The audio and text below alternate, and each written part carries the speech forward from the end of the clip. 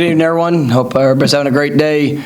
Good practice today. Really good intensity. Really, I got a little bit more team situations. Tried to really push the physicality with some team run situations. I thought our defense did a great job. In those positions, really did a nice job running the football. Clogging up the run lanes, and I thought it was a really nice response. The offense has had a couple good days with a scrimmage and in there on Tuesday, but it was good to see the defense respond.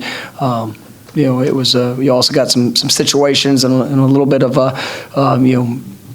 variance, and we had a series or two just working through. You trying to put the guys to have to think and work the sequences of what we're doing. I thought the communication's getting better. Excited about Saturday with our second scrimmage coming up.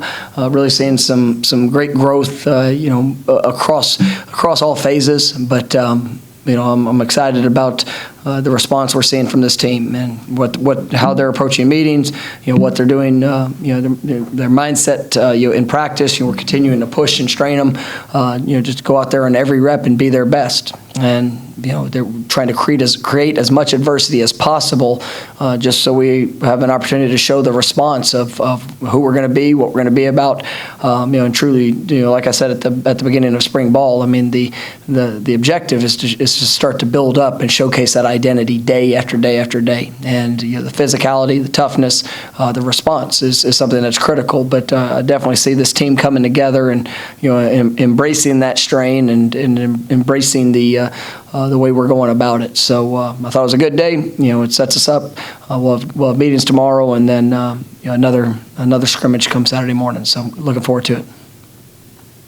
First question will be Irish Norvell.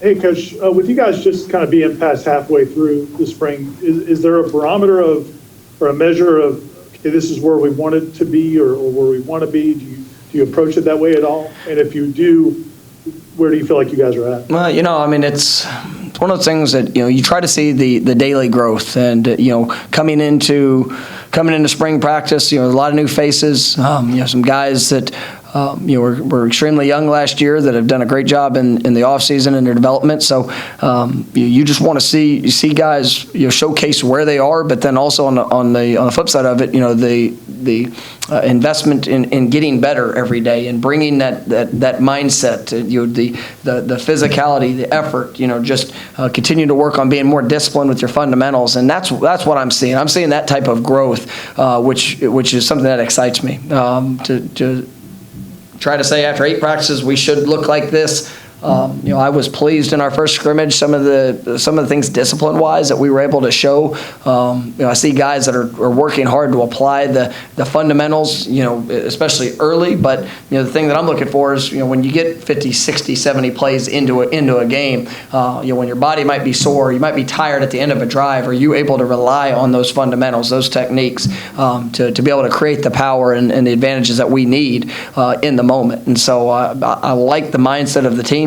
But we have to continue to push every day and just go out there and work to be our best. And I see guys making that choice, and I'm excited about even guys that when they have a lapse in it, to see their teammates really try to pull them and push them together to get that done.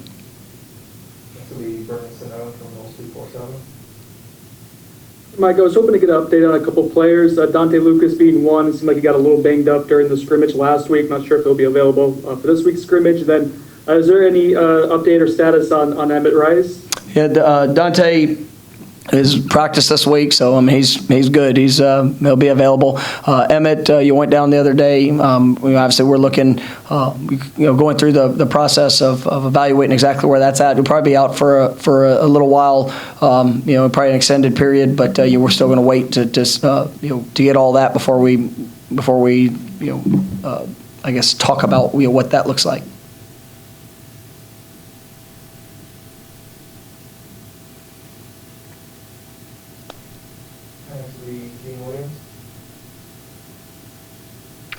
Coach, you mentioned you guys were able to do some situational work today. I'm just curious specifically what kind of situations do you work on in these, and any Any standouts, anything that jumped out at you today from those? Yeah, today was, we had a couple, different, set periods. We worked our 2-point, basically a 2-point competition. Same thing. We started off the scrimmage last week. Basically we call it 7-shot.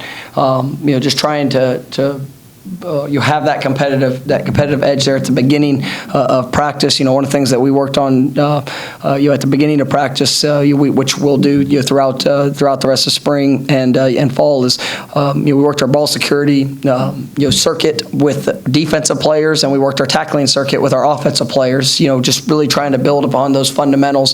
That's going to show up in special teams. It's going to show up in a lot of different areas. Defensively, when we get our hands on the ball, we want to make sure that we're keeping it, and offensively, guys, the impact of what they're going to be able to do in special teams, make sure we're working on the fundamentals to tackle. I thought that was good work today. We had 3rd down and long situations, 4th down situations. It was one of our competitive drills today, and then we also worked to backed up, coming off the 2-yard line, offensively.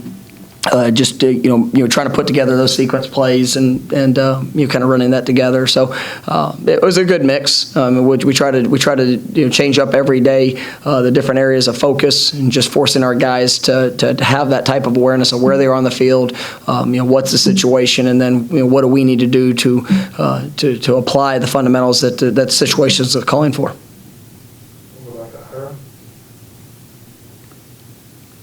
When we talked to Tate the other day, he mentioned that you guys are using a different football this spring, at least. I was just wondering, we've had a few people ask us, what goes into those decisions? What options do you have, and what's different about this football? There's a couple different balls that are made, and that are. So for our quarterbacks, we try to go each year just to explore. We'll get them together collectively as a group to look at the options that we can choose from. And, if they make a decision, I really don't, care too much about it. I'm not the one that has to go out there and throw it, but they get together with that, and, they come and basically make the final decision. I've done that every year, that I've coached, and there's a handful of options of what we can use, and our guys make the choice on that.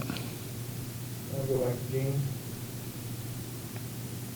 Coach, I'm curious, going into your second scrimmage, do you base what you want to do in that scrimmage, what you saw in the first one, in terms of there's certain things, hey, we need to work on this aspect, or do you have a pre-planned schedule going from the beginning? We're doing this one, or basically, what's your approach coming into Saturday? Yeah, as you guys saw on Saturday last week, it was scripted in a sense of where we were starting. Regardless of what happened on the drive, I wanted to see the ball in certain places. I wanted to have these situations that we put guys in. One of the things that we'll do Saturday is, kind of let it flow basically for a half, just to, wherever the ball is, and whatever the situation calls for it at the end of a drive, that's where we'll start the next drive. And, we'll go through it basically, like I said, for a half. We'll have some special teams, situational periods that will work.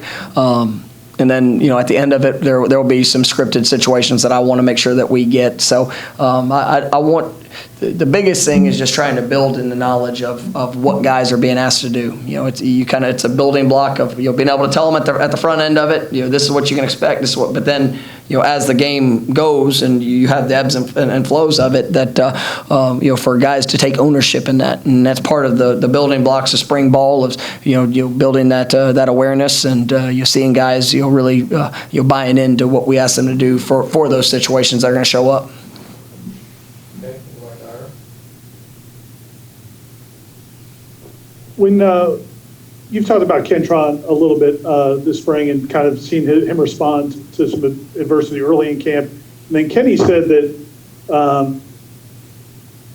you guys know what Kentron can do when the ball's coming his way, or when he's got to make a play on the ball. But it's other things that you want to see from him. What are some of those things? Is it just blocking, or what are some of the other things he's need to improve on? It's just the consistency of play in and play out. I think Tron has shown a high level of ability, especially his his size, speed combination, the ball skills that he possesses. But, it's just really putting it all together, making sure that the details of route depths, the releases,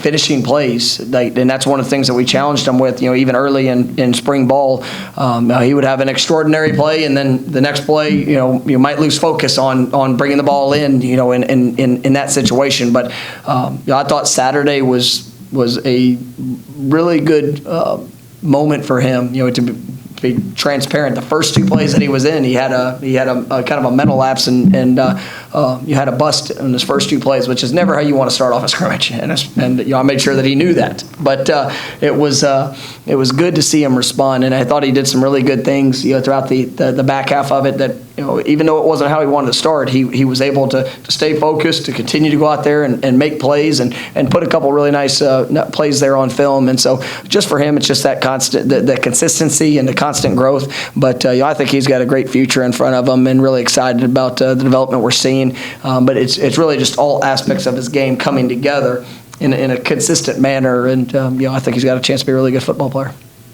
Go back to Brendan.